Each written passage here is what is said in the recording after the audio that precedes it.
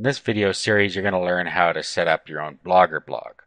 We're going to go over how to set it up so that it's hosted on Blogger's own system, and we're also going to take a run through on how to host it on your own domain. The first thing you need to do in either case is set up a Google account. So you can just go to blogger.com, and then down here it says create your blog now. Just click on that, and then an account screen will come up where you can sign up for your account. So here, create your account. Just fill out all the information that is required. Click continue. After you've filled out the first page, now you can name your first blog. So just put in the blog title. What you want to do is put your keywords that you want to attract in your title here. And you should also use your main keyword in the URL down here. So what your address will be is whatever you type in here, .blogspot.com. Now just click check availability, and if it's available, then you're all set to go.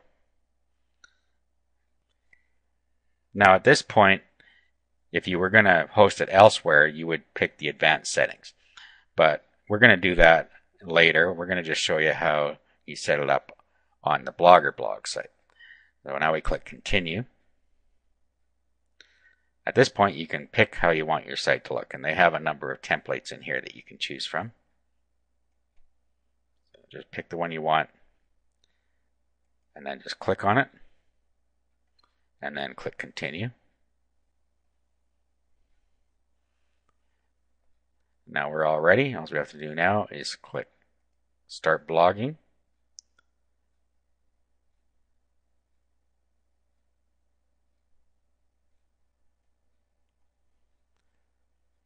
And now we're into the back end of our blog. Now before we actually start posting, we're going to set some things up.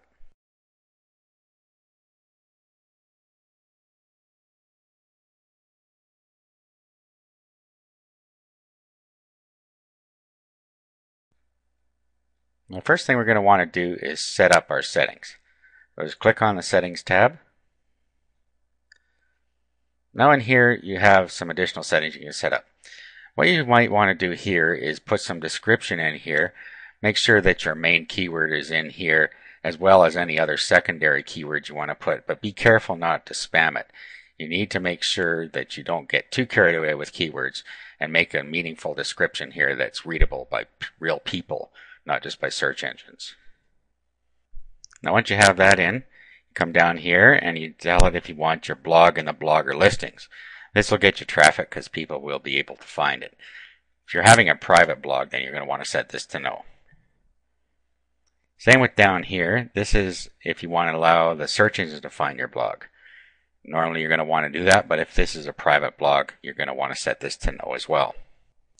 Here you can decide if you want to have email post links in your blog. This allows people to email the post to their friends or contacts. You can decide if you want that, yes or no. Adult content, you need to set it to yes if this is an adult content blog. Compose mode, this is simply if you want the WYSIWYG editor on or off. WYSIWYG, what you see is what you get. In other words, it's like a word processor. And enable transliteration. This allows you to put a button on your blog that allows people to translate it to another language. And then all you have to do is save your settings. Okay, so there we go. Our settings are saved. Now if you want to delete this blog, you just come down here and you can delete it and it goes away. Now let's look at publishing. This allows you to change from Blogspot, which we're currently publishing on, to a custom domain. This is where you can do it if you change your mind. Formatting. This allows you to set a number of parameters for your blog. First one, how many posts you want to show on the main page. The format for the date format for archives, the timestamp format, and you can just pick out of the drop down box here which ones you want. Your time zone, set this to your current time zone.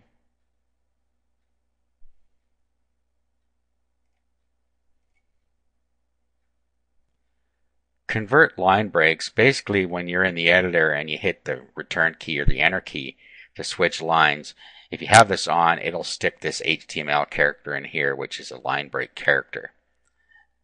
You're likely going to want that to be on. Show title field. All this means is that if you have that set to yes, then this is going to show up on your blog. You may not want that if you have a custom header that you're going to put on. So you can turn that on or off as you like. Then we have show link field. This allows you to have a related link on each of your posts. So you can set that to yes or no. And enable float alignment allows you to align your text and images using the division tags. Now your post template, this allows you to put some code at the top of each of your posts before you post it. For instance, if you wanted a link up top or an image, let's say you want an image, you could say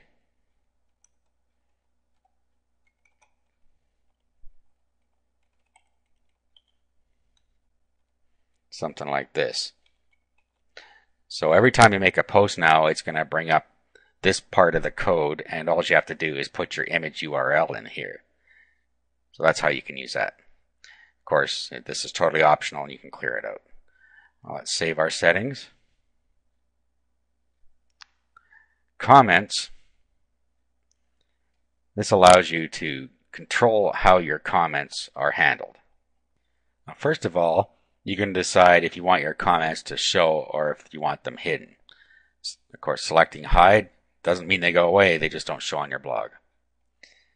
Now you can pick who you want to be able to comment on your blog, whether anyone, whether they're anonymous users or not, registered users, users with Google accounts, or only members of this blog. So you can check how you want it handled there just by selecting the box.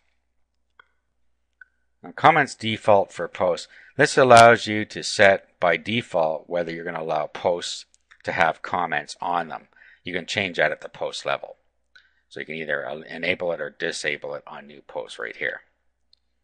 Whether you want to show or hide your backlinks. And then you have the same thing here, backlink default for posts, whether you want to show the backlinks or not. Your timestamp, you can set how you want that to look on here. Then you have your comment form message. You can put some HTML in here that you want in your form. Here you can set whether you want to use a pop-up window for your comments or whether you want them entered in line. Comment moderation. This allows you to review comments before they actually go live on your blog. Check your preference here. You can put an email address in here if you want to be notified when somebody posts a comment. You leave it blank if you don't want to be notified. Word verification. This allows you to stop some spam by having people key in a random string before their comment goes live. And whether you want to show profile images on the comments, people can have images attached to their profile, and when they make a comment, you can decide whether you want to see their images there or not. And then the notification email for comments, if you want to be notified, you can put that in here. Once you're done with that, we just save the settings.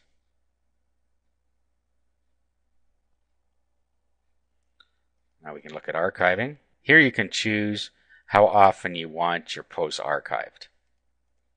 And down here, if you want each of your posts to have their own pages as well. Once you have that, you can save your settings.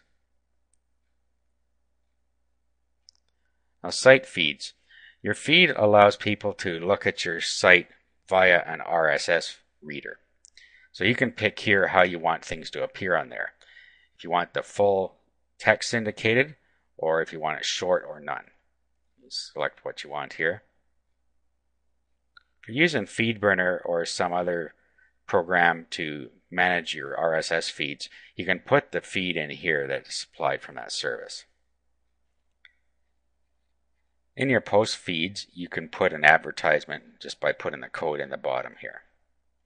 Once you're happy with all that, just save your settings. Now, your email.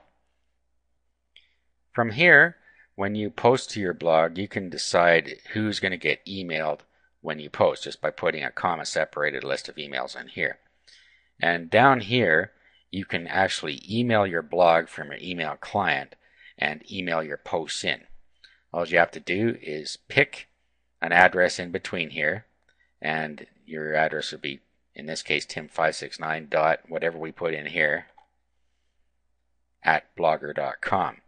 And then we can choose whether we want the emails to be published right to our blog immediately, or if we want them saved as drafts so we can come back in later and check it out before we publish them. Once you're happy with that, just click Save Settings. OpenID.